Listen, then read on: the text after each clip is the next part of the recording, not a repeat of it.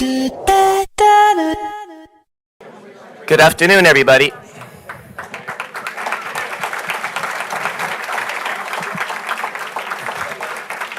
This is truly, thank you. This is truly one of the biggest crowds we've seen here in a long time. We're at probably close to capacity, so let's hopefully, if we have to spill out a little bit, we will, but we'll keep an eye on it. But I want to thank you all for coming here today. Feels like night with the rain out there, to listen to our congressman, a guy who I guess say that over 20 years we could be old friends now, I guess. And we've always gotten along really well. And I want to also salute you and your office. And Jimmy, where did Jimmy go? Jimmy, thank you. The most responsive guy in Connecticut. Thank you so much. When you reach out to me, when people reach out for issues on the federal level, especially passports, it's in seconds. Jimmy gets back to me, and it's almost always taken care of. So I thank the Congressman, Jimmy, and everybody there. But I want to turn it over to Congressman Jim Himes now. And again, Jim, thank you for coming home. Thank you. Thanks, Fred.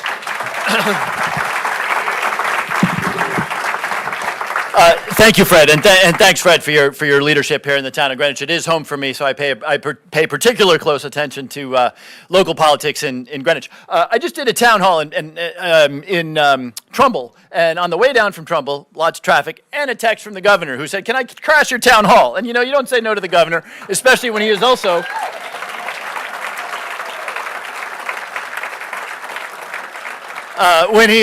a resident of the town of Greenwich when he's not in Hartford, and a very good and old friend. So I'm just, Governor, I'm delighted you're here. He's not doing Q&A. I'm doing the Q&A, just so you know. He'll do a different one. But, Governor, we're really, really honored to have you here, so I'll just give you the floor for a couple minutes. All right.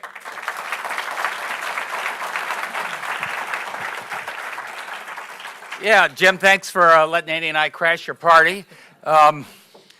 We live right nearby.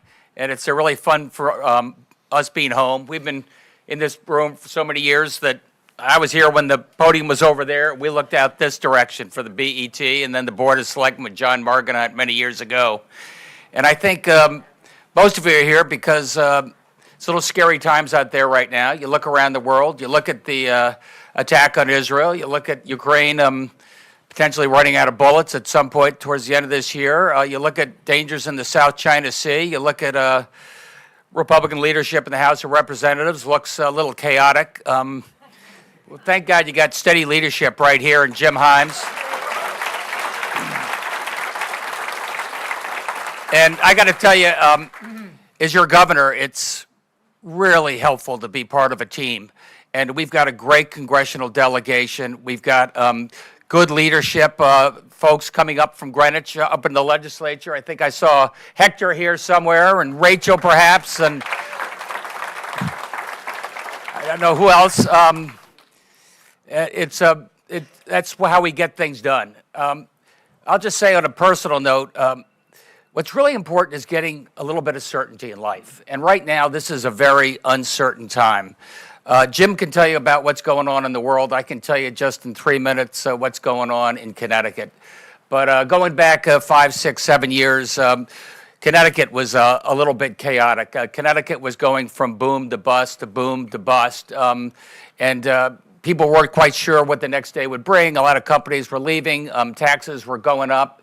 And we had a budget, a little like what's going on in Washington, D.C. right now, where you weren't sure when the budget was going to be passed. It was passed 6 months late. And for a lot of our towns, a little less Greenwich because you depend less on the state than some of our municipalities do, it was a very scary time. And amidst all this, chaos out there, I'd like to think that state of Connecticut is not exactly a sea of tranquility, but we've steadied the ship. We studied the ship in the sense that, we have had 5 balanced budgets in a row. We studied the ship in the sense that we got through COVID. I think we got through COVID better than most other states. We did it because we hung together. We looked out for each other. We cared for each other. I think a lot of people took notice of, the values that make Connecticut unique. For the first time in decades, we have tens of thousands of families that want to move into the state of Connecticut, and that's a good thing. Good thing. A lot of guys my age. It's nice getting some younger folks here, and what that means in terms of growth and opportunity for everybody. And I still look around this country, and I look with some nerves. I mean, the same way I try and give certainty to our mayors, I give certainty to our folks in the not-for-profit, give our teachers, give our firemen, give our cops some confidence that where we're going to be a year or three from now, why they want to be here, why they want to continue to do the jobs they do so amazingly. So that incredible uncertainty you see coming out of Washington and around the world is a little bit scary. And but that's why we've got guys like Jim Himes here, and it's my job to introduce him and tell you he's a great friend, a really steady presence down there, and a great ally for the great state of Connecticut. Thanks, Jim.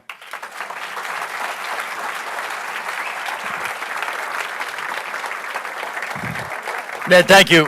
Thank you for that. We've really. One of the points of these meetings, we've got lots of different views in the room. That's great. It's one of the strengths of our country. And Ned, people will agree, disagree with your policies, but anybody who is in a position of elected authority, when we went through arguably the most brutal thing that in our lifetimes we remember, that is a pandemic that killed over 1 million Americans, hats off for your remarkable leadership and to the remarkable leadership of all who did that.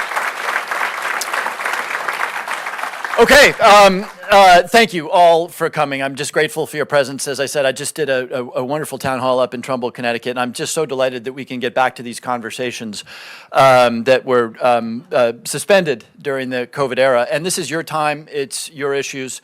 My plan is to speak for 8, 9, 10 minutes about just a couple of high points, looking back over these last 2 years or so, and then to talk about whatever you'd like to talk about. So I'll keep my opening remarks to under 10 minutes.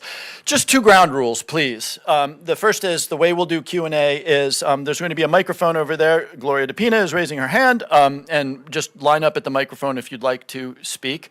And I would just ask that it's important to us to hear from everybody. And so at about 2 minutes of a comment or a question or whatever, you'll get a gentle and polite reminder from Gloria that you're at 2 minutes, and that's not to pick on you. It's just to make sure that anybody who wants to ask a question or make a statement can do so. The second thing I would ask, it's in my job description to absorb whatever it is that you want to say, questions, anger, happiness, whatever it is, that's my job. But I would ask you somewhat adamantly to please be respectful of the opinions of others who have chosen to come here today. So if somebody says something you don't agree with, stand up and explain why. Let's not have booing and hissing and that sort of, on either side. Again, we did a wonderful job in Trumbull with that. So I would just ask you, again, if you disagree with something you hear, stand up and let's have that conversation in a way that is consistent with the values of Connecticut and of Greenwich. So thank you for that. So many friends and others, townspeople, great to see you, and thank you for being here. Okay, right up front. First of all, let me start. We all woke up this morning to just a brutal, violent attack on the state of Israel out of Gaza. Led by Hamas and who knows who else, and it would be inappropriate for me to start anywhere other than to say that we do not accept that kind of violence, and we will stand with our ally, the State of Israel, in this very, very difficult moment. This is sadly a moment where we're seeing too much of that kind of violence in the Middle East and, of course, in Ukraine, which we'll talk more about if you would like to. I serve in a place that is, Ned made reference to this, particularly dysfunctional right now, and I'm not here to talk politics, although I will be clear, I'm here under my official federal rubric, so if you're expecting, Democratic Party rally or whatever it is, I am here under my official rubric, but happy to answer questions of any variety. But I do want to start with a couple of points in this moment of dysfunctionality. 4 or 5 bills that were passed in the last couple of years that I think are going to have an impact on the American people. I'll do it very quickly because this is a moment where we crave functionality and we also crave bipartisanship. And thank you, Fred, for starting us off with that tone. 4 bills that were bipartisan that I think are important, I will cover very, very quickly. Number 1, and I start here quite deliberately, we passed the PACT Act in bipartisan fashion in the Congress. It is now law. Our soldiers, sailors, airmen, and Marines who were exposed to burn pits and other toxicities that beset our military bases and other places abroad, they now have a presumption that respiratory cancers and the many, many illnesses that they contract when they come back from serving us in very dangerous places, there's now a presumption that those diseases are caused by their service and by their exposure, and consequently our veterans, big bipartisan step to making sure that our veterans get the care that they need from the VA. And I just deliberately start there because that's really so important. Important to all of us, and they said it couldn't be done.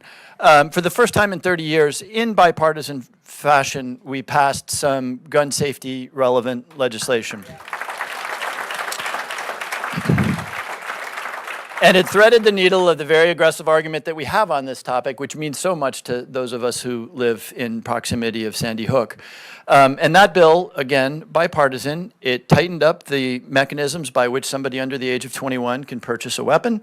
It gave our police more resources to do what we call in the state of Connecticut, execute risk warrants. That is to say, if somebody's been determined to be a danger to themselves or to others, to temporarily remove their weapons, consistent with the law and the Second Amendment. And it also contained very substantial resources for something that is important to everybody in this room, which is mental health. We tend to forget.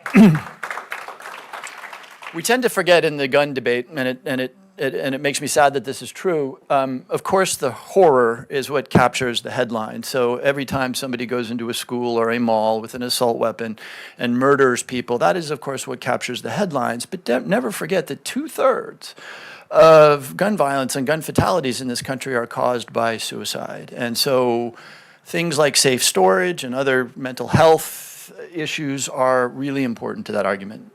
Bill number 2 that was bipartisan. CHIPS Act, I won't spend a lot of time on it, but bipartisan bill because we realized during the pandemic that supply chains really matter. When the greatest country, most powerful country, richest country in the world can't get enough masks, enough stuff to manage a pandemic, you realize that supply chains matter. The CHIPS Act is making a very substantial investment in moving back what people call the oil of the 21st century. That is to say, semiconductors, chips, the things that run everything, that make sure that a lot of those supply chains are here in the U.S. or with our allies. That is good for our security and prosperity. It's also good because CHIPS Act doesn't usually get applause, but thank you. It's also get into 12 nanometer lithography. But it's also good because, there are chips plant. Google's building $1 billion chips plant in Ohio. I'm glad, I'd love to have them build it here, but I'm happy they're building it in Ohio. And that's going to mean a lot of jobs and a lot of technological know-how. Bill number 3, strong bipartisan, good stuff, investment in research and development. Our long-term competitive advantage in this world is our innovative capacity. The fact that if it's technological and it's cutting edge, we tend to develop it in this country. Fourth, and arguably day-to-day most important for us, bipartisan. We passed the bipartisan infrastructure law, $550 billion investment in our infrastructure, which gets boring quickly, but for the fact that we live every single day with the problems on 95, on the Merit, which I just spent an hour on. Our trains, and not just traditional infrastructure, but making sure, as we learned during the pandemic, that every American family should have access to broadband, Wi-Fi, that sort of thing. It's going to be celebratable over a period of time, but you see those signs, you sit in traffic, you see the construction, obviously we're going to put up with some near-term disruption. Here in Greenwich, what is it doing for Greenwich? We're actually finally, after 2 generations, and I'm looking for Fred Camillo because he absorbs a lot of pain on this one, the Byram River has been flooding forever, creating all sorts of hassle in that neighborhood. In the next 2 or 3 years, we're going to rebuild the bridge across the Post Road in such a way that there's a lot less flooding in Byram. That's just one example of something that will happen here in the town of Greenwich. One bill I'm going to mention, and then I'm going to move on, that sadly wasn't bipartisan and is, like everything else, subject to debate, was what was inaptly called the Inflation Reduction Act. A grab bag of measures that I supported, but that were, I say inaptly named because it wasn't necessarily about reducing inflation. This room understands that reducing inflation is partly about spending, but it's also very much in the hands of the monetary policy authorities, the Federal Reserve. So anyway, whether it should have been named that or not, it contained the very largest investment we have ever made in addressing climate change.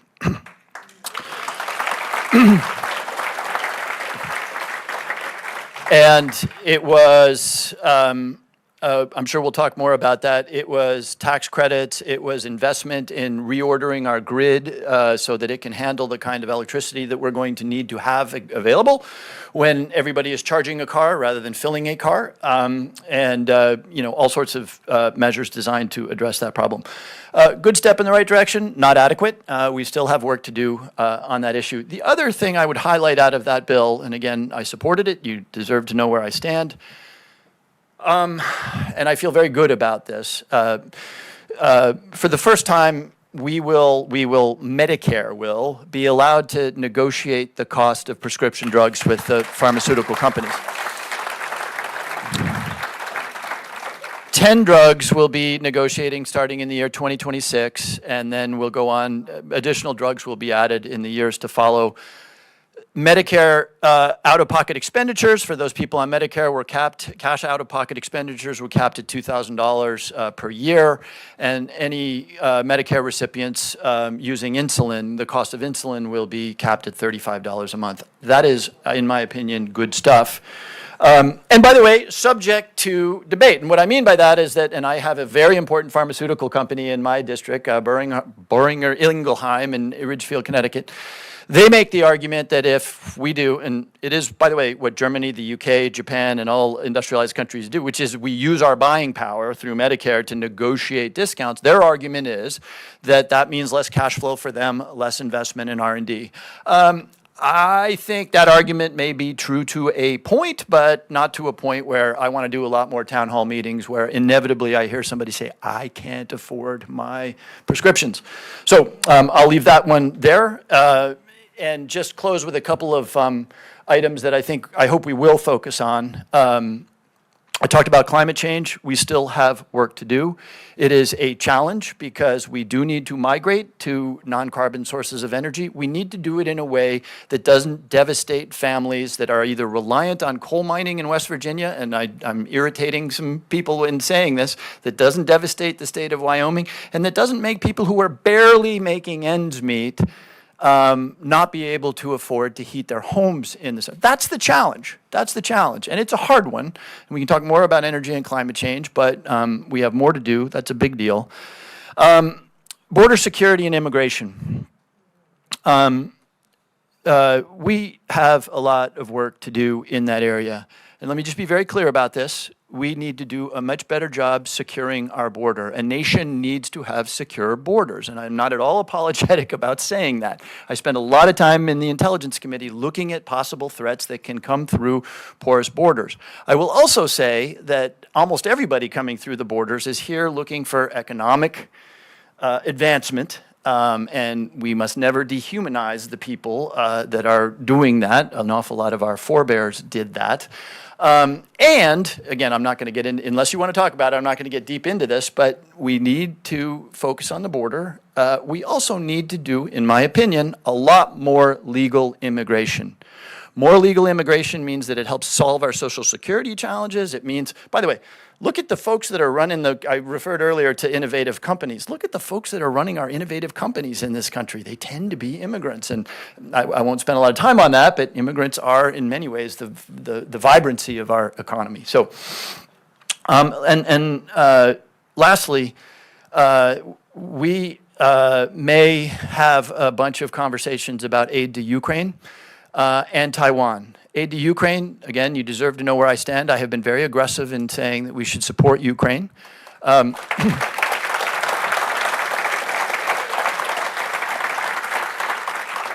In my lifetime, there haven't been a lot of conflicts that were morally clear. I was born during the Vietnam War.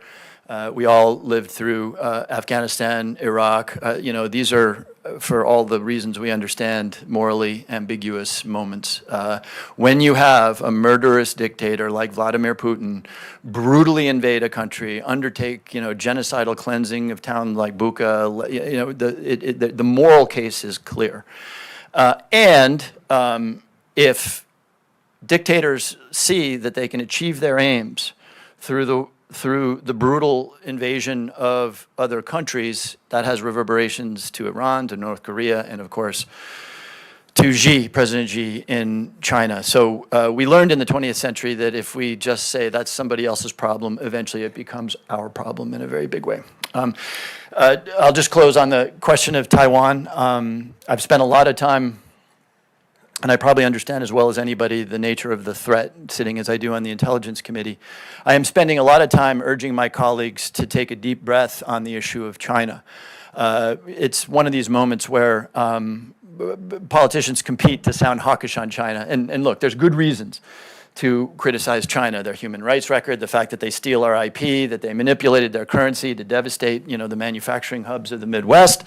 There's lots and lots of reasons to be angry at China, but we also need to remember that we do record trade today with China, about $800 billion worth of trade. And if you just shut that off, the devastation to our economy and to the Chinese economy would be very substantial. They own $1 trillion of our national debt. That's something worth thinking about. And then finally, I mentioned other conflicts. I worry that we've gotten into the habit of thinking of war as something that is happening somewhere else that doesn't have a lot of impact. That is obviously not true for a tiny percentage of Americans whose sons and daughters, husbands and wives are serving. But make no mistake, a military conflict with China looks nothing like what we have just experienced. I happen to be with the commander of Indo-PACOM. This is the combatant command based out of Hawaii that has responsibility for East Asia and China. And Admiral Aquilino said, if we get into a war with China, we win it ultimately, but we start in 10 days by losing 2 aircraft carriers. There's 6,000 people on an aircraft carrier. So I just say that to say, very complicated topic, but it's an area in which we need to be thoughtful, take a deep breath, and make sure we're proceeding with the kind of prudence that we should. Okay, that was a little bit more than 9 minutes. The rest of the time is yours. Again, please, more or less 2 minutes, and send anything you want my way, but let's be respectful of other. Sir, people, Gloria, just point to where you want people lining up, and yeah.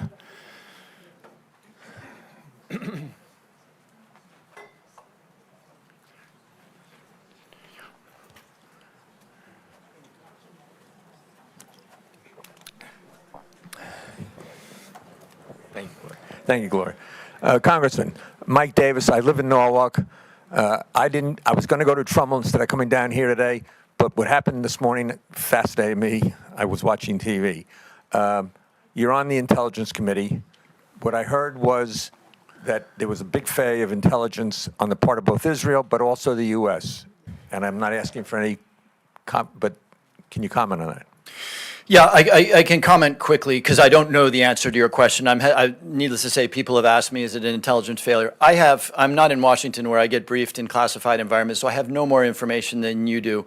I will tell you that the Israeli security services and the Palestinian security services, both of whom we worked very closely with, the Israelis are as good as it gets. They're up there with our NSA and CIA. So I'm a little hesitant to start making conclusive judgments about failure. I will tell you that something this big that was unexpected raises some pretty profound questions. And number one, I will ask those questions on Tuesday when I get back to Washington, particularly with respect to our intelligence, because our intelligence has been superb in Ukraine. And if we missed this and therefore failed to pass on intelligence to the Israelis as an overseer, I will be very, very interested in how that happened. The other comment I want to make is, I said this before, we're going to stand with Israel. We're also going to determine the extent of Iran's involvement in this. And, it's one thing to do low-grade terrorism and, try to get, missiles into Assad's arsenal.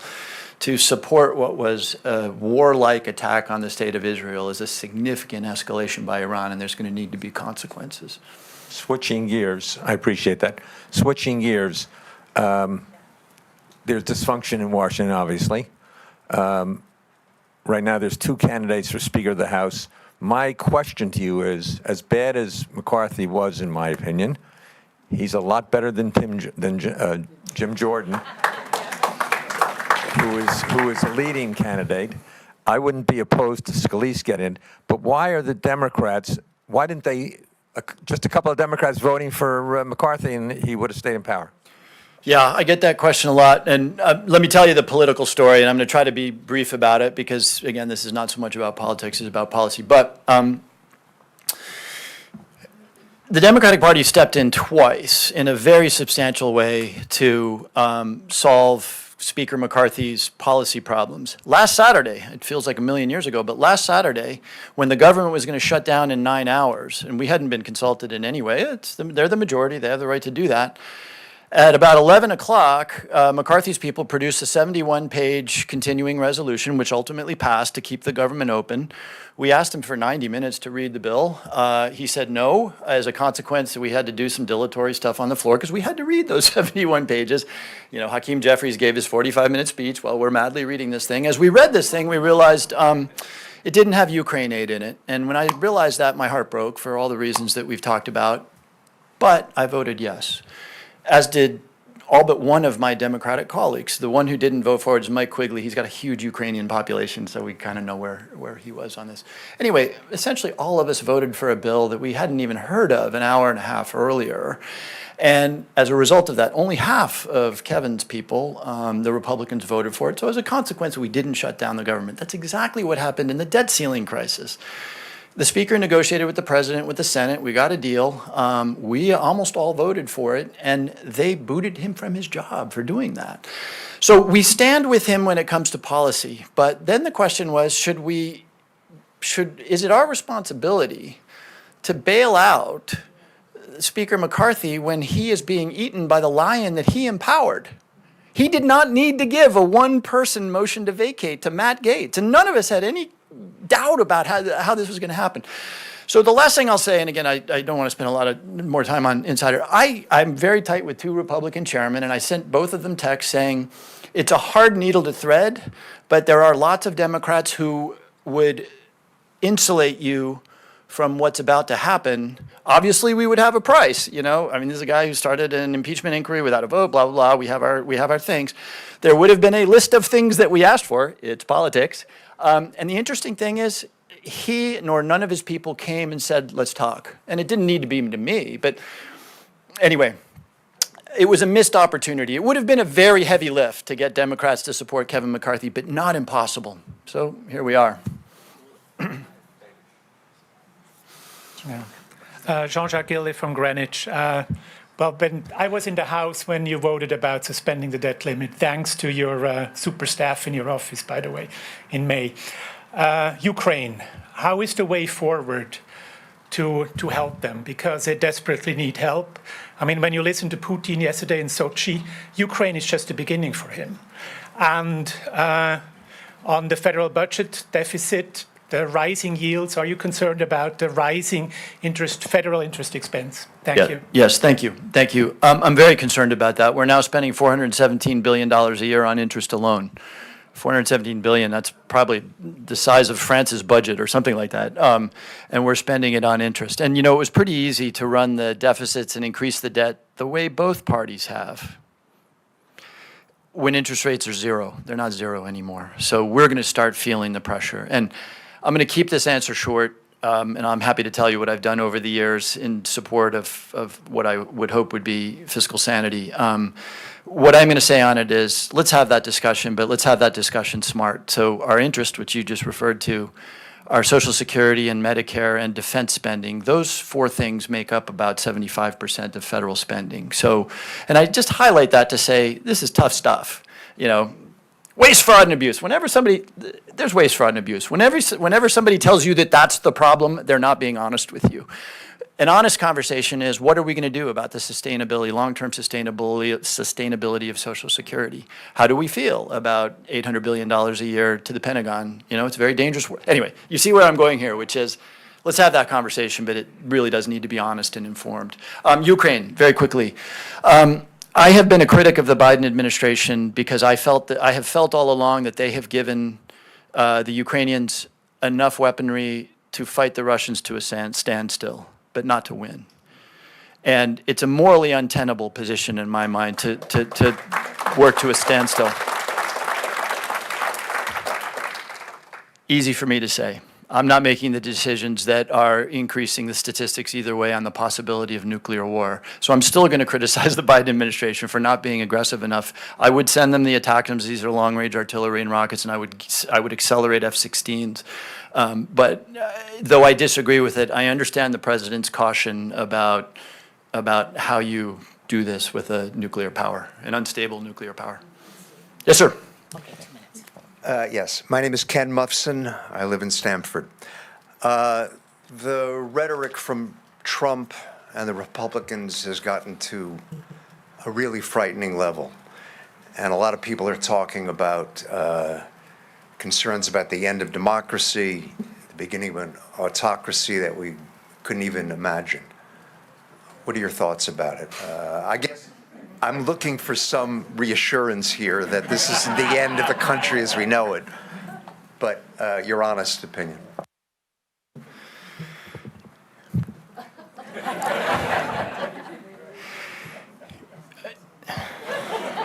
Two things. Number one, my beef is not with the Republican Party. Fred Camillo introduced me, and I work very closely with Patrick McHenry. I worked with Patrick McHenry to pass the first ever out-of-committee cryptocurrency regulation. I work with French Hill. I work very closely with Mike Turner of Ohio, who's the chairman of Intelligence. So I want to be clear that my fight is not with the Republican Party. My fight is with the extreme MAGA element that would happily discard constitutional norms. And somebody will say, one of two things. They're not happily, discarding. Yes, they are. I was in the room on January 6th. I don't claim to be an expert on a lot of things, but I am a little bit of an expert on what the instincts were and what fomented the first ever attack on the Capitol of the United States. And it was a belief that the election had gone away, that the lie that it was stolen, and the belief by some very smart people, lawyers who are currently been indicted, that we should not use the traditional method of electing a president, but that we should do false electors, that we should, anyway, you see where I'm going on this. That's where my quarrel is. And candidly, I lack a little credibility on this because I'm in the fight. So the fight is really out there in America, right? And it's a hard conversation to have, but we just need to be very clear with our fellow Americans that we will enjoy and celebrate disagreement, even on the hard topics. This country continues to have a racial conversation, which is about as hard as it gets, and let's have that conversation. What we're not going to do is compromise on attempts to overthrow our democracy, our constitutional order, or frankly to live in a world of indecency, which is also an attribute of some of the MAGA, extreme MAGA movement. The second thing I want to say is my wife, Sarah, we've been married for, 29 years or something, and I learned this. I learned one thing, which is that oftentimes in these conflicts, it's pretty good to start with yourself, right? Like, what can I do? Because I'm not going to change a lot of MAGA minds, honestly. I'm a target. I am sometimes a provoker. The one thing I know, because I've been thinking about this and talking to people about this for a long time, is that there's a distinction to be drawn between folks that are hopeless. They embrace violence or whatever makes them hopeless. They're white nationalists or whatever they are. And people who I saw on January 6th, some people that I saw on January 6th, and I saw these people up close and personal. And there were some very bad people that day. There were also some very good people who had their minds twisted in a terrible way. And, why, right? I talked to Tim Ryan, who ran for Senate and lost in Ohio. And he would say to me, Jimmy, you're from Fairfield County. Your people shower in the morning before work. My people shower after work, and you have no idea. Now, that's an exaggeration, obviously. In this place, we have blue-collar Americans in Connecticut. But his point is that sometimes on the coast, we don't see the economic devastation. The fact that Youngstown, Ohio, which used to be a vibrant place, is now full of fentanyl dens and stuff. And he said, just be sensitive to what you don't know. So, long-winded way of saying, doctor, heal thyself first. Here's what I mean by that. One thing I know for sure is that we're not going to restitch the civic fabric in this country if you are a MAGA person and I say you're a seditious, evil traitor. That may be emotionally satisfying, but that is just going to continue the tearing of this country in two.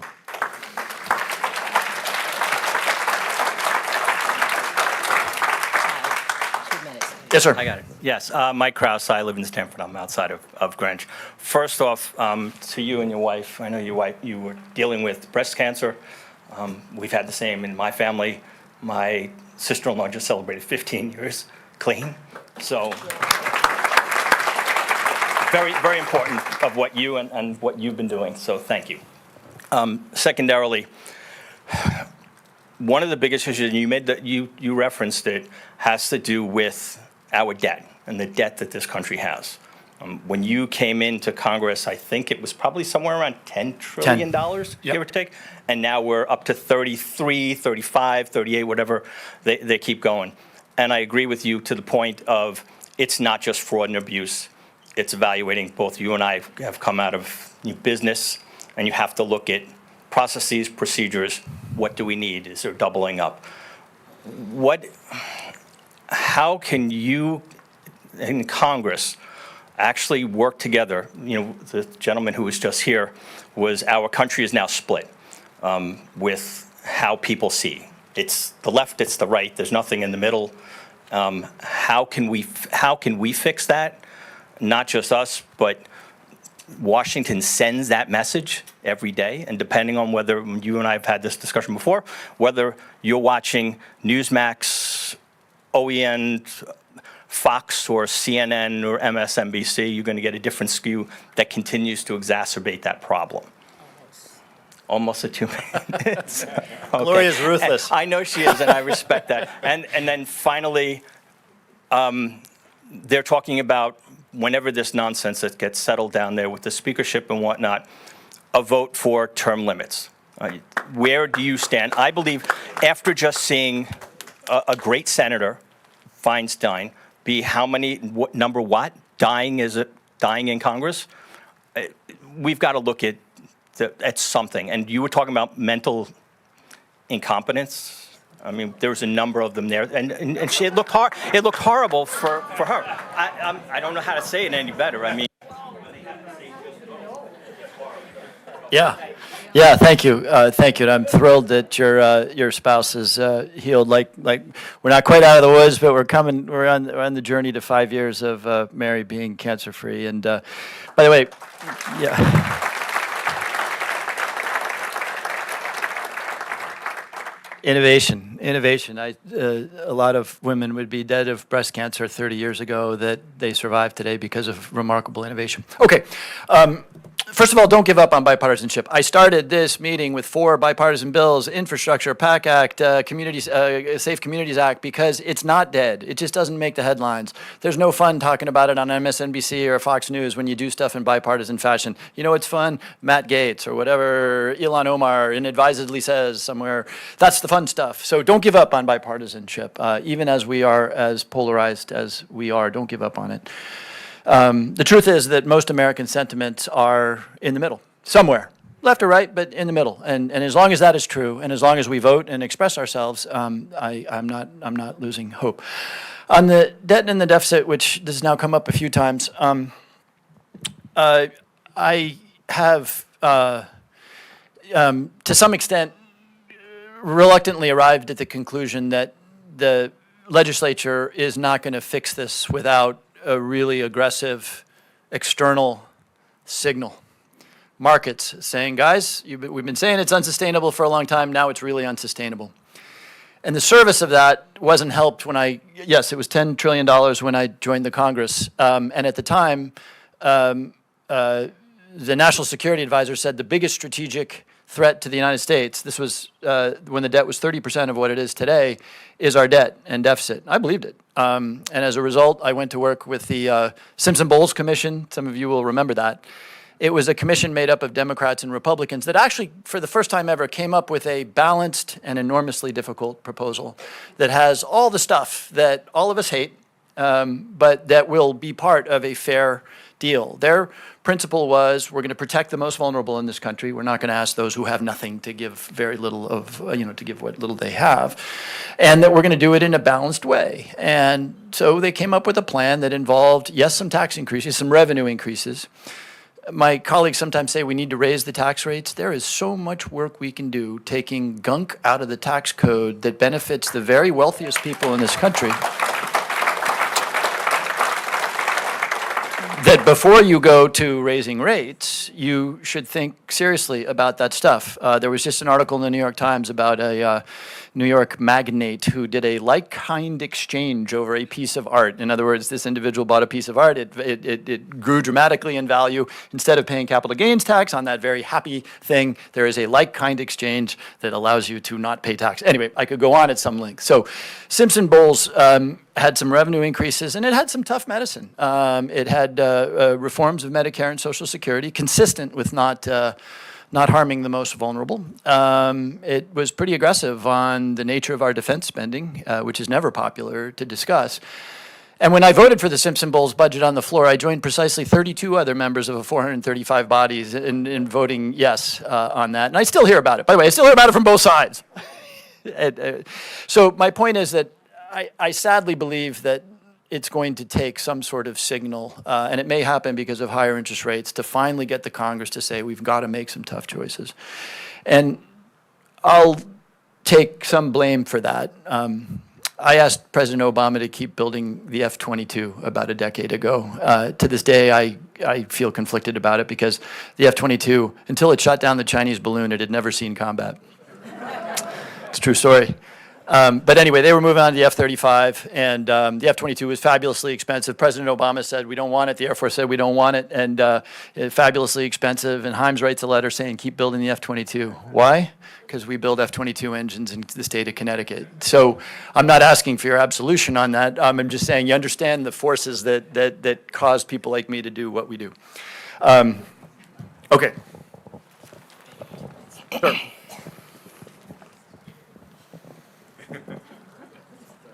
Too many starts.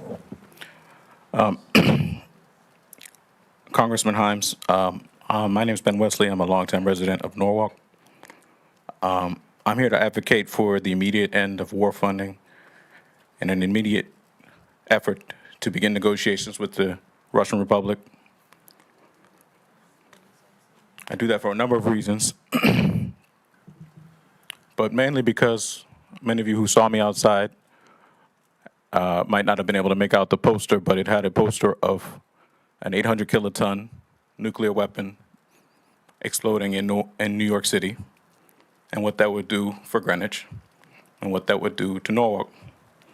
Those of you in Greenwich would have about 15 minutes before you would get enough nuclear poisoning that you would die.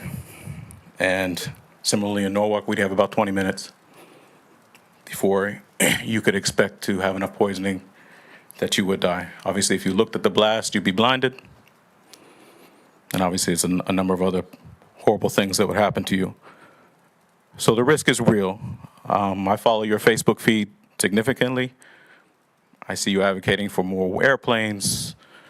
Obviously, we just sent cluster bombs, all the nuclear-covered armament. Those are all things that were considered war crimes. So I think it's time to look inside and say, are we advocating, are we doing things that are consistent with a war hawk? And although I've agreed with you in the past, you've advocated for staying in Niger. Even though we're laughing at Matt Gaetz, he wanted us to get out of the state of Niger. He advocated for staying in Syria, even though Matt Gaetz asked us to get out of Syria. And lastly, I would just say, what are you doing personally to advocate for peace? That's my question.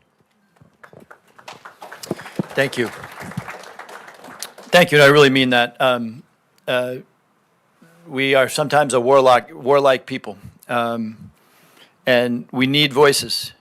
We need Quaker voices, even if I don't agree with them always. We need voices of pacifism making the very clear moral argument against war, even if we disagree. The way I've handled my decisions is on a case-by-case basis. You heard what I said about China. I'm spending a lot of time, and I brought it up unprompted, spending a lot of time getting my colleagues, the American public, and others to just take a step back on China. Deep breath. Talked about those 2 aircraft carriers. China also, like Russia, is a nuclear power. So I regard that as an important act I do to try to reduce the probability we find ourselves in conflict in China. I haven't advocated one way or the other on Niger. I opposed. Okay. Okay. There were about 150 amendments, so you may very well be right on that. And I may have forgotten. We have a counterterrorism mission in the region, which I have been supportive of. When Barack Obama asked the Congress for authorization to do what he called surgical strikes in Syria, this was after Assad had gassed his own people, and there was a pretty compelling argument to go after Assad, and President Obama had unwisely drawn a red line and said if he did that, there would be military consequences. I had a couple town hall meetings about that, because it was a war decision. And I ultimately told President Obama that I would not support his request to make strikes in Syria. You've heard me be pretty hawkish on Ukraine for reasons that I've explained. So I guess what I'm trying to tell you is 2 things. Number one, thank you for articulating the case for peace. It always needs to be made. I will defer to it unless there is, in my mind, as there is in Ukraine today, a powerful argument for stopping something that I regard as fairly evil. But thank you for your views.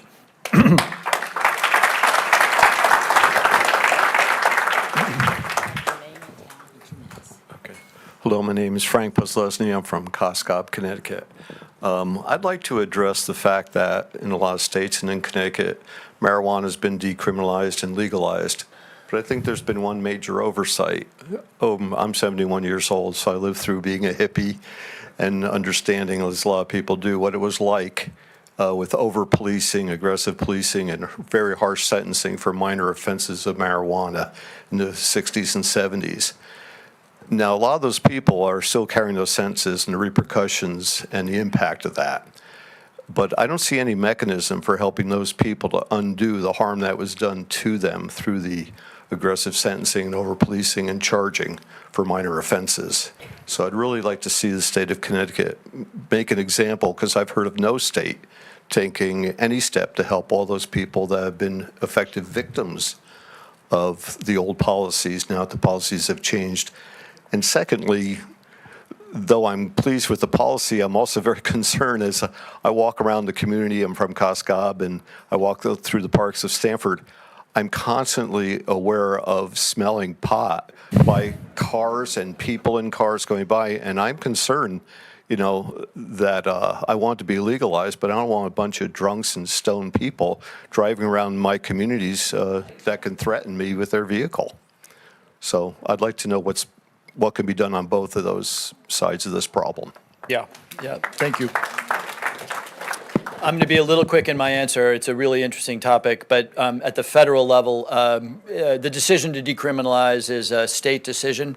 But let me say this: the way it impacts my life is that we've been working on what's known as the Safer Banking Bill, which would allow banks to bank the cannabis businesses. Today, they don't do it because marijuana remains a federally scheduled drug. So the theory behind this, which I have supported, is let the banks bank these businesses where states decide to make that decision. Otherwise, these businesses end up with $50,000 in cash at the end of the day, and that has its own public safety issues. With respect, 2 things on your larger point. I did watch Raphael Warnock in the Senate go to town on this issue. His brother was apparently arrested and sentenced to a fairly lengthy sentence associated with marijuana. And I watched him go to town because the SAFER Act right now is in the Senate. Prior to that, Cory Booker of Newark was arguing for precisely what you're doing, which is fine. Let's allow them to be banked, but let's set in place rules that require communities that created such disparate impact on Black Americans in particular to lean into assisting them. Here's where I get out of, and I don't put state reps on the spot at my town hall meetings, but Hector Arzano's here. There may be other state reps. My understanding is that in the state of Connecticut, there were measures taken to give an extra boost to those communities that had suffered as a result. I can't tell you what they are because I haven't paid super close attention, but I know that Connecticut took measures to make sure that minorities in particular could get a step up in starting these businesses to try to address the disparate impact over time. So I would just ask you to consult with your state legislators on what that looked like. Yes, sir. Your name, your town, and 2 minutes, okay? Hi, my name is Jonah Rothwein. I'm a Weston resident. And we can all say from Weston, we're very thankful for the return of Murad and Vida Tabaz. I just wanted to get some insight of your involvement of their return to the United States. Yeah, it's been a really emotional 14 hours because I had dinner last night in Weston with Murad and his wife, who was also in Tehran. Murad Tabaz was a Weston resident who was brutally and illegally taken hostage by the Iranians. He spent 6 years in Evin prison.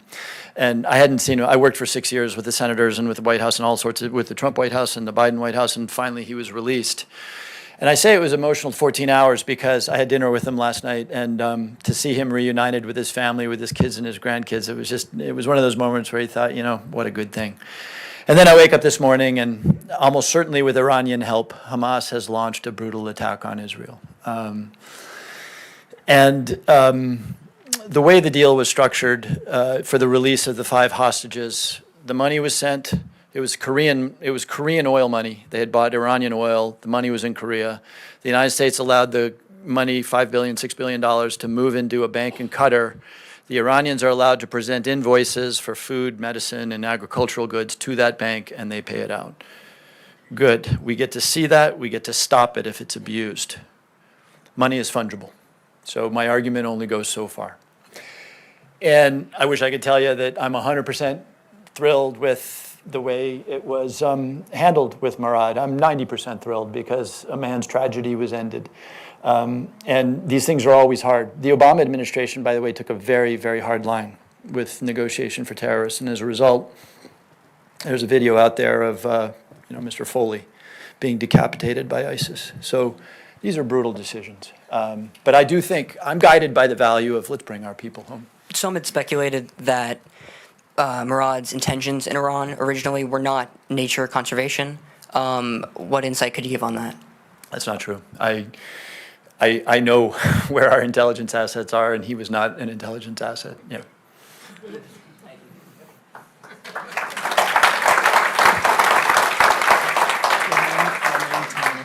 Okay. I'm Kathy Gabler, a resident of Greenwich, and I'm back to Ukraine.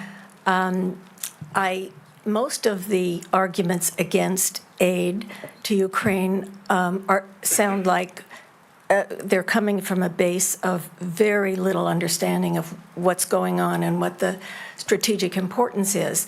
I'm talking about the MAGA right. And Tom Malinowski, whom I admire greatly, was on the Brian Lehrer show on WNYC, and he gave a very cogent explanation not only of our strategic interests there and the essential nature of them in the whole world order, but also the cost to the American taxpayers, which he put in perspective, which is really not great, in the way he explained it. And I just want to recommend that to people who are fuzzy on the facts and aren't following it very closely, because the comments like, did he vote for me, Walensky?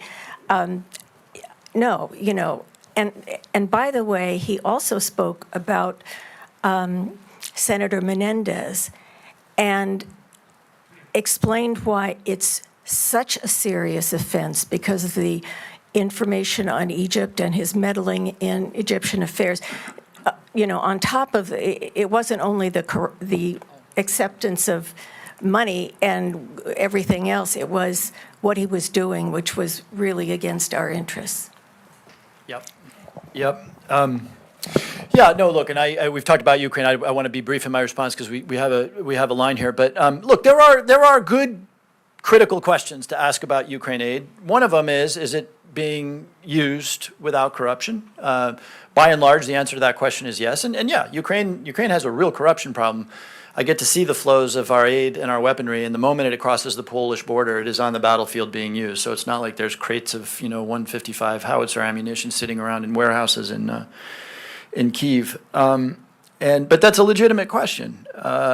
There's often an argument made that, hey, we've got big problems here at home. That's true. The greatest country history has ever known can do more than one thing at once. And standing up for the Ukrainians, I would argue, is one of those things that we should do. But there are legitimate questions, including the more pacifist tone that the gentleman took. Yeah, something else is going on. I don't know. I can't quite explain it to you. I would not have thought, if you had told me there was going to be meaningful congressional opposition to Ukraine in the U.S. Congress, I would have said, Democratic progressives are expressing an anti-war view as they have traditionally done. It's actually not there. It's in the House Republican Conference. I don't quite understand that. And by the way, it's not all Republicans. It's about half of them now. The 100 or so voted against. I'm not sure I get that, but that's where we are. Yeah. The main thing was a recommendation of WNYC, which is great. WNYC. Okay. Thank you. Hi, your name, town, and 2 minutes. Sure. Hi, my name is Tim DeJesu. I live in Stamford. I'm from Ridgefield originally. I have a 4-year-old son named Liam. 3 years ago, he was kidnapped by his mother and taken to Germany. I have his return orders to bring him home to the United States, but the Germans will not let me do that. I've been trying to engage with your office for help, and have been unsuccessful. I'm not asking you to commit either way. I'm just saying, will you or someone from your office hear me out to help bring my son home? Yeah, thank you. I can't promise you, these cases can be very complicated, so I can't promise you can have them, but I can absolutely promise you a hearing. That's Rebecca. She's an attorney. She works in my office. Rebecca, you're going to sit with Tim sometime this week, I hope. Thank you. Thanks. I'm sorry.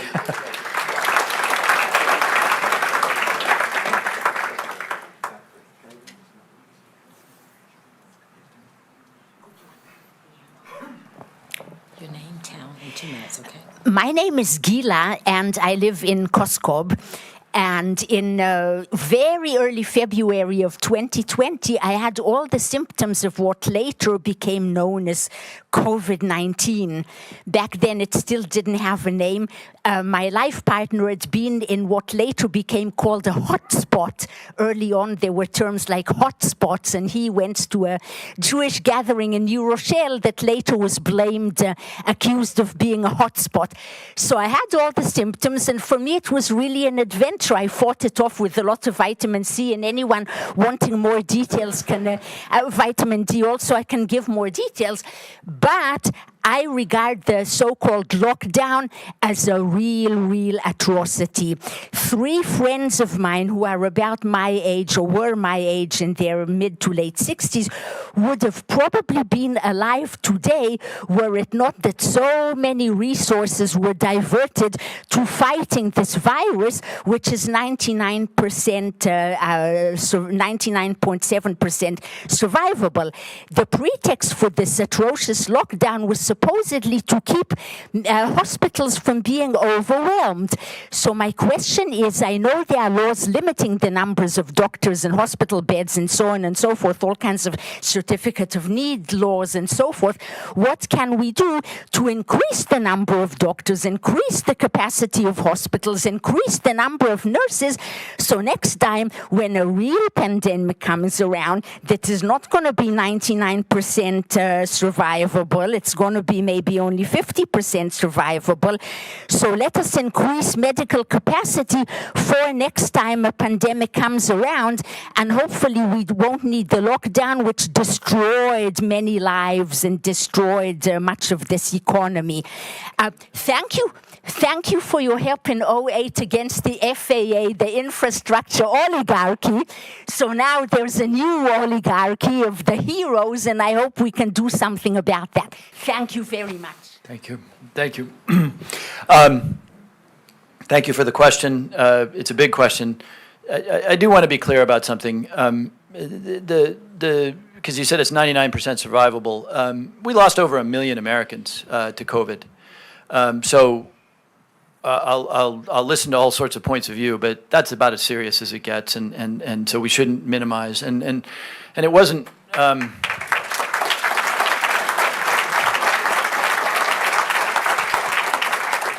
There were certain elements, there were certain parts of our population that were much more brutally attacked by COVID than healthy white guys. But anyway, the question is nonetheless a fair one, which is, what can we do to make sure we have the medical infrastructure we need, which, by the way, set aside pandemics, this country is aging pretty rapidly, and so we need to continue to build out medical infrastructure. The answer to the question, there's a lot of answers to the question, but two, let me highlight.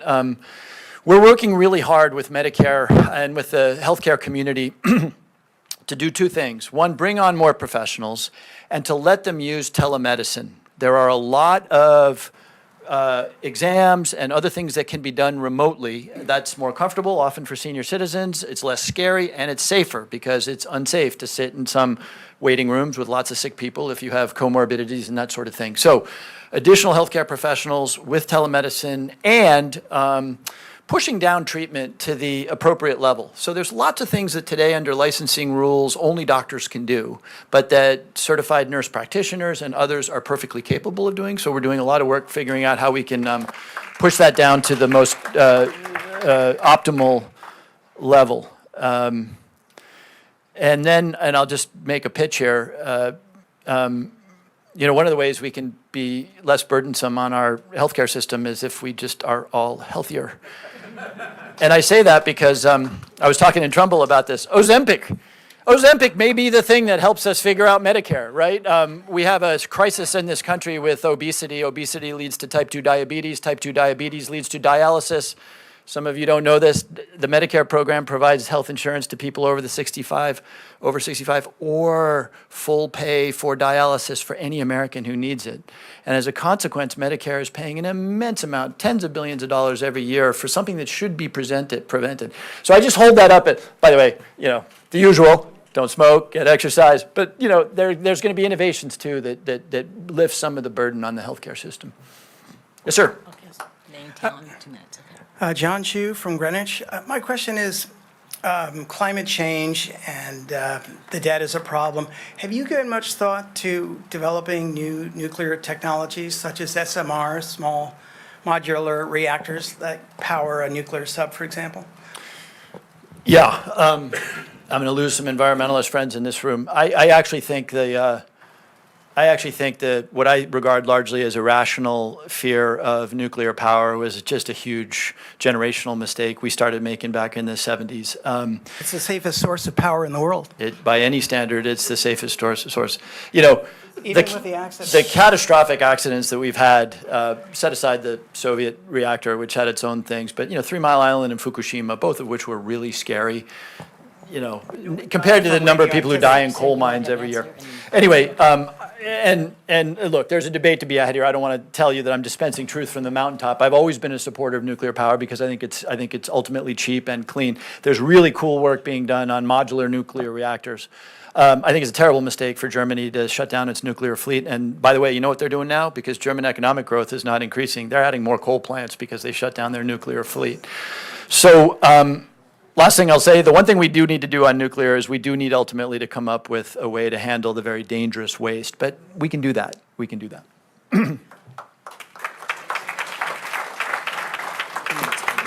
Oh, hi. My name's Amy Vitale. I'm from Stamford, Connecticut.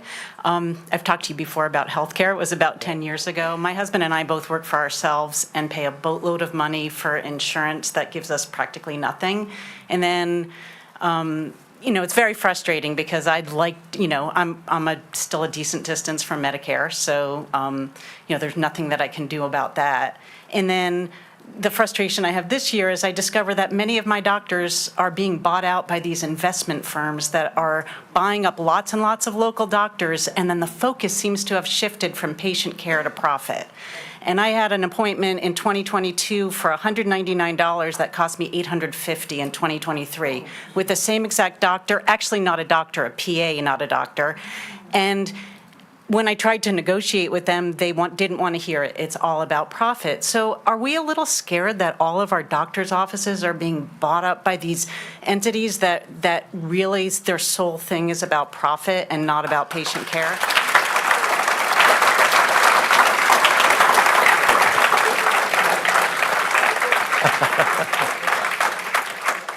That may be the applause line. I'm taking note that that was the applause line of the night. Definitely bigger than the CHIPS Act.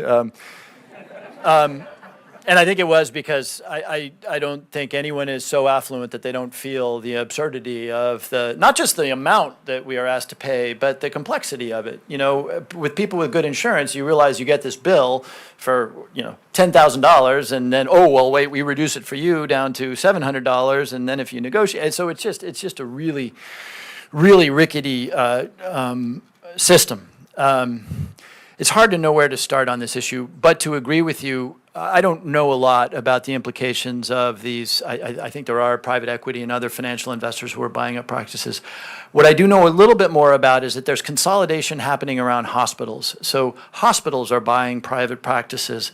And the reason that's a concern from a cost standpoint is that to provide exactly the same service, that if you are an outpatient environment at your doctor's, three-person doctor's shop, the hospital will charge you, if same place, but the hospital owns it, because of the quirks of the reimbursement system, the hospital can charge you twice what that doctor would have provided you the day before he or she sold the practice. So I'm hesitant to sort of get into more stuff on all the stuff we need to do to make our healthcare system better, including what we just talked about, having fewer really expensive bad outcomes. There's a lot of innovation being done around encouraging hospitals and areas to do what they call capitation, which is you get paid for the life that you, the individual that you provide healthcare to. That flips the incentives. Now all of a sudden the entire healthcare system is profitable by keeping you healthy. So things like nutritional advice if you're going to have obesity problems. So there's a lot of innovative thinking around here, but honestly, the industry, which is 17% of our economy, is pretty resistant to change. But you've given. This investment thing seems to be a change. Yeah. So that's why just, something to look into before everyone's bought up and then we can get no care. Thank you. You've given me some homework, which is I realize that I don't understand enough what's happening with the private purchases of healthcare providers. I'll do some work on it. Thank you.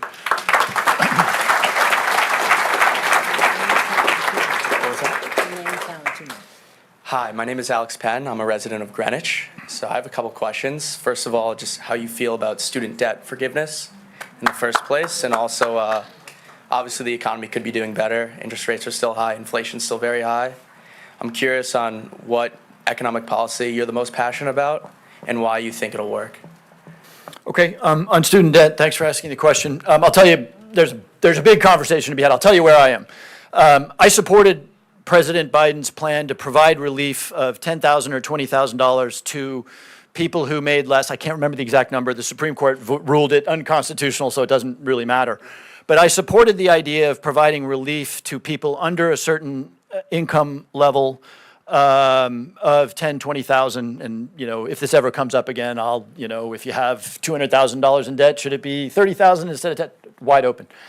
I don't support blanket student loan relief. And the reason for that is probably rooted in, my reversion to progressive values, which say that we ought to bestow our largesse on the people who really need it.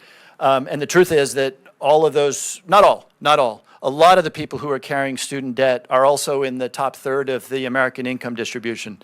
And we know that that's true because if you go to college, your earning power is much higher. So I don't support a blanket wiping out of student debt, but it's $1.6 trillion. And at the bottom of the income distribution, which is comprised of a lot of different kinds of people, a lot of the real brutal stuff is people who go to community college and they ultimately can't complete it because they've got kids and a job and they take on $30,000, $40,000 in debt and they never get a degree. That's a very bad place to be. That's where I would focus government largesse, as opposed to somebody who, has the earning power to ultimately pay back their debt. So that's how I think about that issue. Your second one, that was a broad question. What economic policies do I support? So I've said it a couple of times. We have the traditional political arguments. How much regulation do we want? How much does regulation impact the economy? The left tends to want more regulation. Let's set that aside.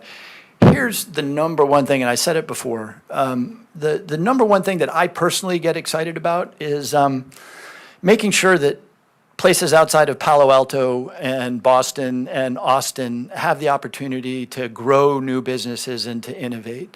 The real wealth producers in this country are the new companies that we start from zero that become trillion-dollar. Some of these trillion-dollar behemoths get problematic over time, but you know, the most valuable companies in America, most of them didn't exist 20 years ago, 30 years ago.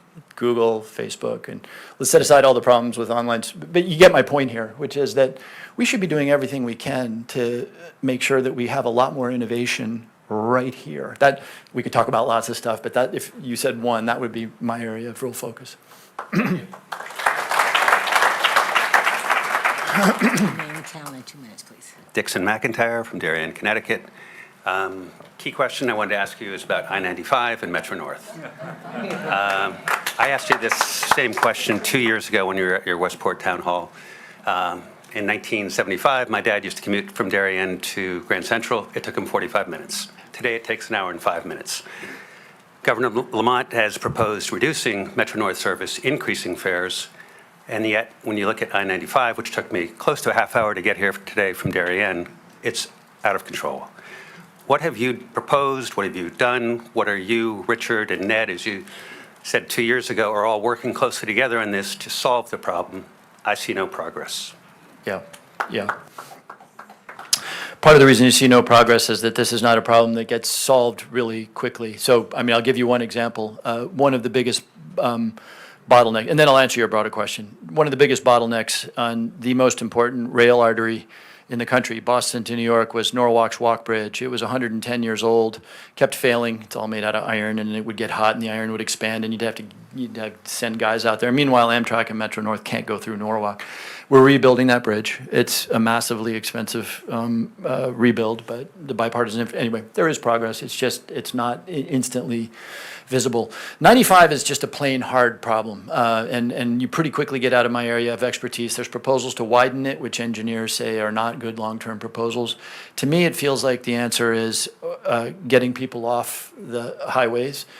And yes, that's train and mass transit. I take the train to DC pretty much every week.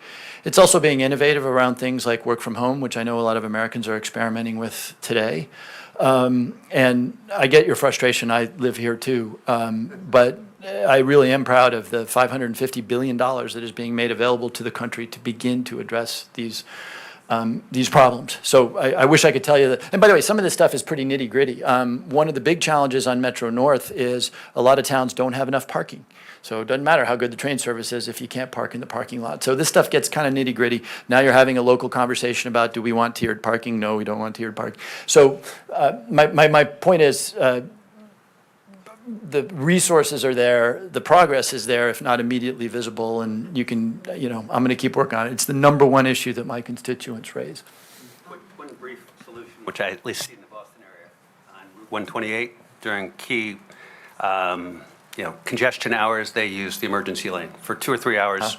Why do we not consider something like that for I-95?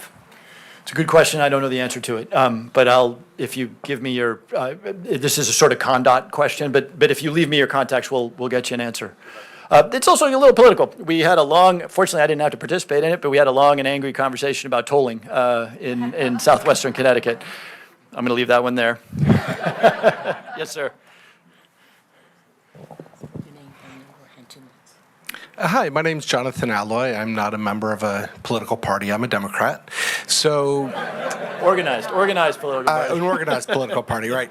So, like probably many people in your district, I live in Westport. I'm getting active texts right now from Americans in Israel, in Ukraine, and in other American states who are under active threat from bullies and extremists, whether those are Hamas terrorists or Russian invaders or Republicans. And I want you to know, I don't want you to compromise with the people who are attacking democracy and attacking women's rights. I want you to stand up and fight for those things. And the question I have for you is that right now, the two leading candidates for Speaker of the House of Representatives, one of the 3 constitutional officers, is a guy who describes himself as David Duke without the baggage. Steve Scalise is a noted racist. And a guy who covered up child sex abuse, Jim Jordan. So when we talk about bipartisanship, what are you doing as a member of the House Democratic Conference to get Republican moderates to support Hakeem Jeffries as Speaker?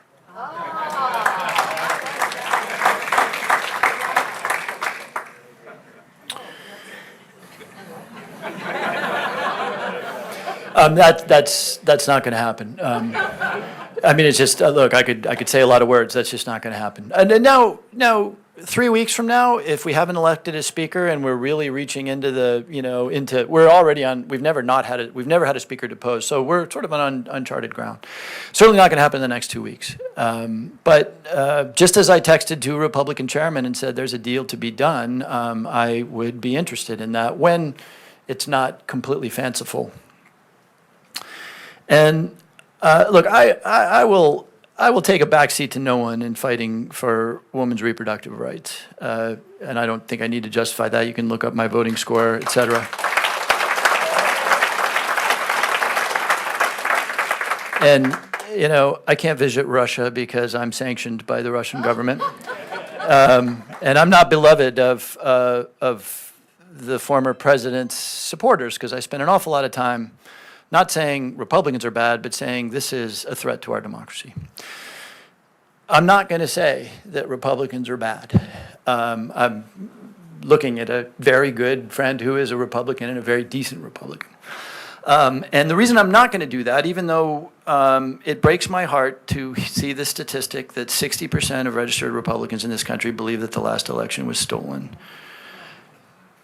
January 6th was a very emotional moment for me. I'm not going to say that because that doesn't help anybody. It does not help this country. And I work with Republicans every day, and it breaks my heart that they're not more vocal about what Trump's statements represent to our democracy. But I'm also very aware of the fact, by the way, and again, I'm taking a backseat to nobody on a lot of these issues, but our system the software of our system is compromised. It is. We have a Senate where you can't do anything without 60 votes. I wish we didn't, but we do. We have a very narrow majority where everything, the 4 bills that I just talked about, all of which I supported, were bipartisan. So I'm not going there to say that compromise is wrong or to say that I would put Republicans, which I assuredly will not do, in the same category as Putin or Hamas. I will. Republicans are bad. When you have 9 people who sit down with one Nazi, you have a table of 10 Nazis. When you have Republicans who you're saying, and I'm not elected, so I can be partisan, but when you have a group of people who you're saying are good people and they're voting for bad things and supporting bad things, they are bad, and you got to call them out on it. Thank you. I appreciate. Even if I disagree with the intensity of it, believe me, I understand what you're saying. Okay. Yes, sir.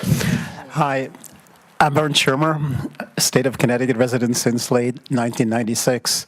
So I have 2 points. The first point, first of all, thank you. I'll take your wife first. To your wife, your family, and you for coming here and speaking to us. Here is my ask. It's a Saturday afternoon, it's family time, but please come back 2-3 times in 2024 because social media, press, and all that stuff, seeing you live in person and interacting with you is very different and extremely helpful. So to your wife, please.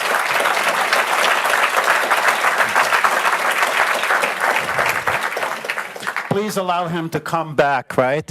And I will bicycle with you over from Costco, right? Here's my serious question. Our planet, Switzerland lost 10% of all its snowfields and glacial surface in the last 2 summers alone. Where does the water go? Particularly, we need a federal and we need a more urgent type of plan and real action. Rising ocean water levels. We can build walls in Connecticut because we have a bit more money than some other states, but then the water will end up going to Maine or somewhere else. So we need a national solution, and we need it urgently. What is happening? What can we do to help along? Thank you. Thank you. Let me be quick because I see we've got 5 or 6 people and really 5 minutes left on the schedule. So we've talked about climate change a bunch, and we should talk about it more. Let me say a couple things that haven't been said before. If we were really serious, had we been serious 10 years ago or 15 years ago about addressing climate change, here's where it gets a little technical. We would have correctly priced the use of carbon. And the economists in the room understand what the concept, everybody understands in this room, what an externality is.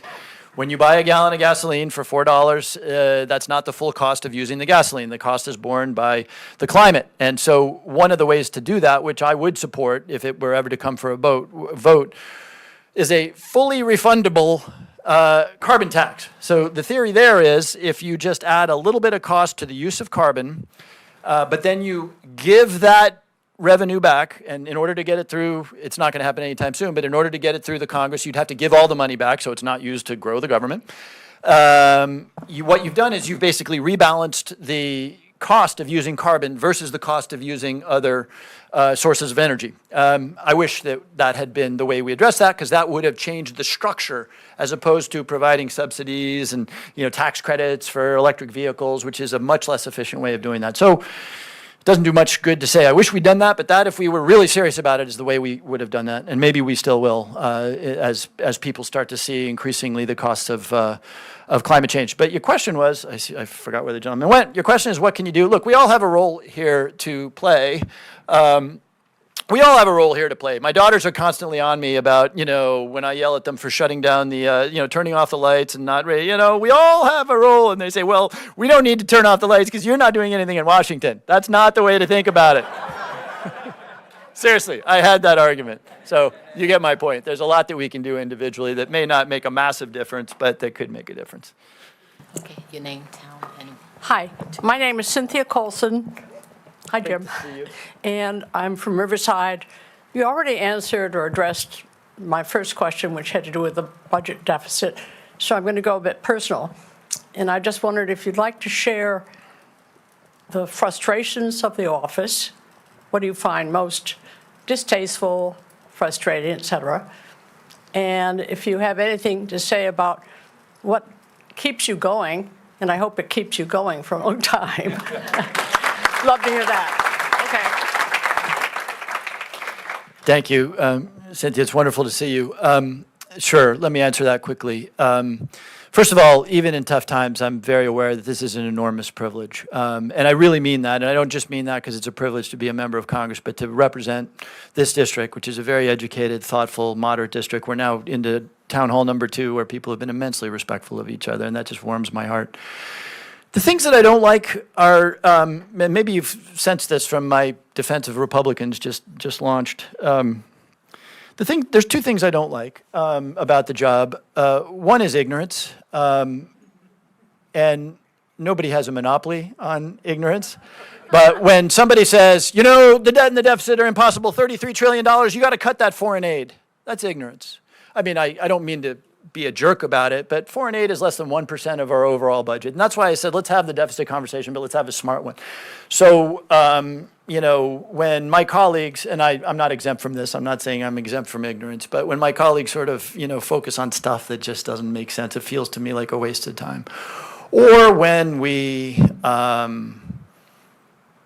have these conversations, which thankfully we have not had today, but in ways that personalize and create, instead of Republicans versus Democrats, conservatives versus liberals, however you want to frame it, become true Americans versus traitors, good versus evil. Again, our system, compromise, nobody ever got a statue for compromising, but understand our system. It's the only way it works. And it's not hard to compromise with the right wing if they're acting in good faith and we strike a deal. That's how we kept the government open.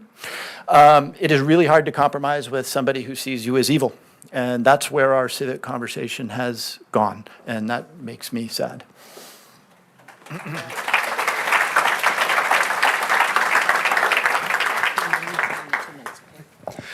So this is maybe a little bit more of a boring question, so I apologize. But to my knowledge, the last time Congress looked at copyright was in '98, when some of us weren't even born yet. And that was the Digital Millennium Copyright Act, which had some good ideas, but also largely failed to predict what the digital millennium actually looked like. And so copyright law doesn't have really good solutions for all of the small independent artists who are selling their work over the internet and can't afford lawyers. And it definitely has no answers for the question of what can you and can't you do with generative AI, which has suddenly come out of the woodwork. So I'm wondering if there are plans in Congress to kind of readdress copyright as a topic and actually address how it's been affected by the technological revolutions recently. That little bit I just gave about ignorance. I would love, and I do this every once in a while, I would love to sit down with you and understand better, because candidly, copyright law is not something that I am up on right now. I know the answer to your question, which is, has the Congress made good faith efforts lately to try to address copyright law? The answer to that question is no, it hasn't. But I would love to hear more from you on that topic. By the way, you said it exactly right. All of a sudden, I've been spending a lot of time trying to understand AI. All of a sudden now, this issue has popped up in a really interesting way. You know, if generative AI entirely relies on information that is absorbed from other places, which it does, what rights do the people who provided that information, whether it's a painting or an image or photography? That's a super interesting question. So I wish I had a better answer for you, but I'd love to sit down with you and learn more. Thank you.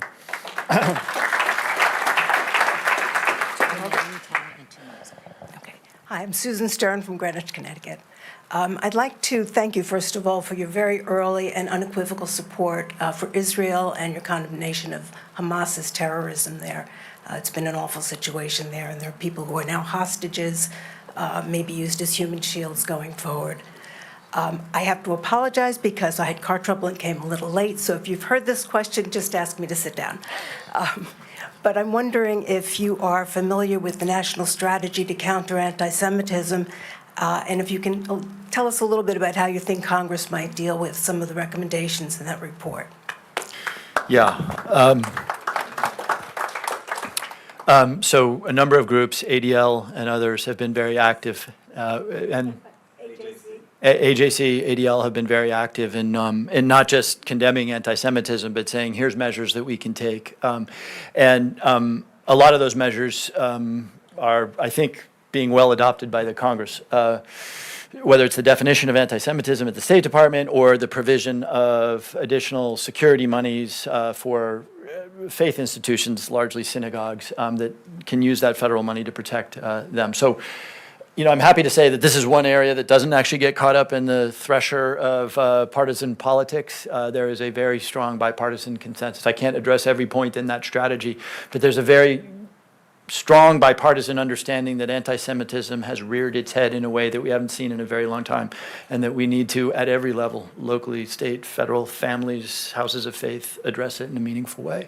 Hatreds of all sorts are rising, which is terrible, but the Jewish community has suffered disproportionately compared to other religions. We suffer almost, I think, 60% of all the hate crimes that are based on religion are against Jews, and we're only about 2% of the people in the United States. So I appreciate your efforts on our behalf, and thank you for continuing communication and conversations with us. Thank you. Thank you.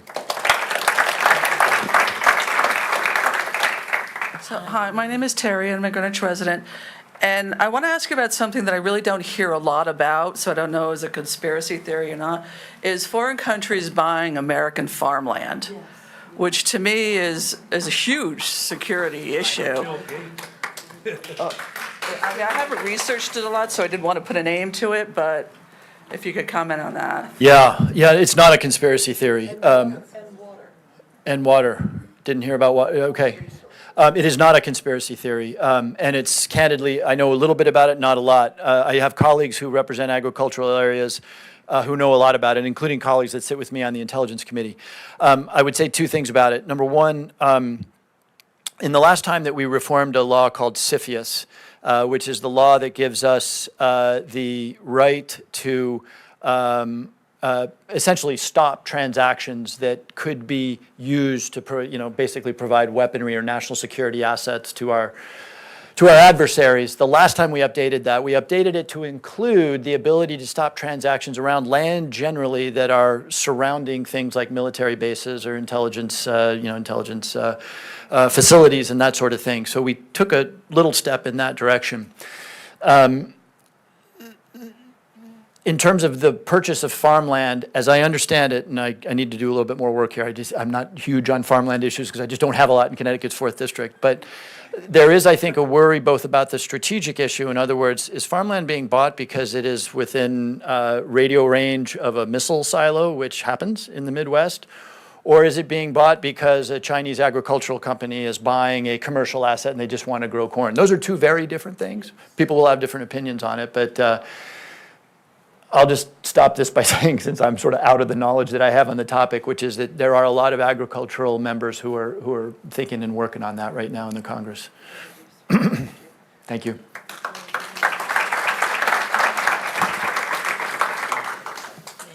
Michael Friedman from Stamford. Jim, my congressman, I've been waiting months and months and months. I've been preparing for this moment to meet you. You've met my sister 3 times in Westport, okay. Jim, this is very serious. I've called your office. I've called Chris Murphy, Dick Blumenthal, Chuck Schumer, Hakeem Jeffries, the DNC, the White House Communications Office, because you Democrats, 2 minutes, that's all I'm going to take, and I'll ask you please for 5 more later after this or on the phone.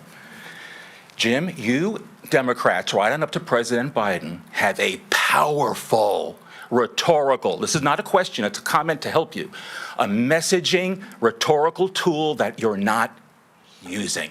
3 words. 3 words. Pro-life hypocrisy. I want to hear you, Jim, please, and every major Democrat, talk to your communications department, right on up to President Biden, start calling out the Republicans for calling themselves pro-life when they are not. They will not lift a finger to ban semi-automatic military-style automatic assault weapons that are tearing up the bodies of our little children in our elementary schools. Those bullets tear up their bodies. They do the same to adults. I'm coming up on 2 minutes. Culture of life. You're the party of culture of life because you want to ban semi-automatic assault weapons. I want to hear you and all Democrats on TV, in the well, and everywhere in debates say you Republicans, you're pro-birth, maybe you're pro-fetus, but you're not pro-life. We're pro-life. You're not pro-life because out of last words, Nancy Mace a few weeks ago on MSNBC, out of one side of her mouth, we're pro-life, 6-week ban, yes, we want to protect life. Out of the other side of her mouth, will you ban semi-automatic assault weapons? No, that's not pro-life, Jim, and you guys are not using that rhetorical messaging, this is about messaging, tool that kind of brings together the abortion rights for women and banning, not all guns, talk to legal law-abiding gun owners. We're talking to you. We're not coming for your guns. We're going to ban semi-automatic assault weapons. That's pro-life. The Democrats, we are pro-life. You're not. You're hypocrites.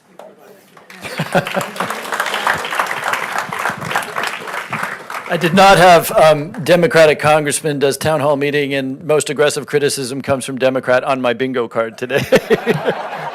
But I appreciate I appreciate that. It's powerful. Yeah. Let me drive the Republicans crazy if you call yourselves pro-life and say they're not pro-life. I want to tell you a story. Thank you for that advice. I do want to tell you a story.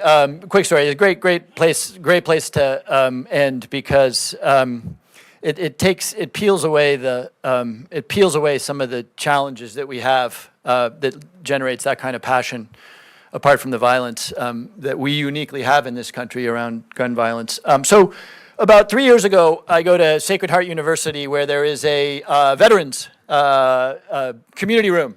There's 24 veterans at Sacred Heart, and isn't this cool? Veterans at Sacred Heart, they have their own community room. So I make an appointment and I go see what I thought was going to be 12 veterans. These are young guys, a couple of women, a couple of Marines that have been in Afghanistan, a couple of Army guys. Anyway, I show up and there's one guy there, Marine. He's probably 23 years old. He's using the GI Bill to get educated at Sacred Heart. So where is everybody? He said, they didn't want to talk to you because you're a gun grabber. And I said, really? And he was there, and he was a Marine. He'd been an infantry guy. This is a serious guy. And I said, let's have a conversation about that. And so we sat down, we had this conversation. I said, so gun grabber. So let me tell you where I am. First of all, I swear an oath to support, uphold, and defend the Constitution of the United States. The Second Amendment is part of the Constitution, so I don't sort of start out in a bad place. But here's what I think. I think we should have universal background check. 90% of Americans want it. I think we should have that. I do think, I can't tell you exactly what they look like, but I can tell you that there are weapons of war that, should not be in civilian hands, and the Marine is saying that's darn right. I had 2 or 3 other things. And this Marine listens to me. He's a combat-hardened infantry guy, and he says, yeah, and you know what else? When I was in the Corps, I had to requalify on all of my weapons every year. Civilians should have to requalify on their weapons every year. And I said, oh my God.